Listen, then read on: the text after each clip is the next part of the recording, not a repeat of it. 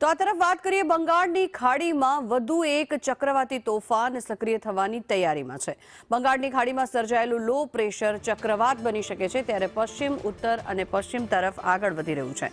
System આજે તે depression આવતીકાલે ડીપ ડિપ્રેશનમાં પરિવર્તિત થઈ શકે છે, ત્યારે 27 ઓક્ટોબરે સવારે ચક્રવાતી તોફાનનું સ્વરૂપ પણ ધારણ કરી શકે છે। ત્યારે 27 થી 29 ઓક્ટોબર ઓડિશામાં પણ ભારે વરસાદની આગાહી કરવામાં આવી છે અને શક્યતાઓ પણ જોવામાં આવી રહી છે। ત્યારે ઓડિશા તટીય વિસ્તારોમાં પણ ચક્રવાતની વધુ અસર દેખાઈ શકે છે। આજે અને આવતીકાલે ઓડિશાના 21 જિલ્લાઓમાં એલર્ટ આપવામાં આવ્યું છે, ત્યારે સોમવાર માટે સમગ્ર ઓડિશામાં વરસાદને લઈ યલો એલર્ટ જાહેર કરવામાં આવ્યું છે।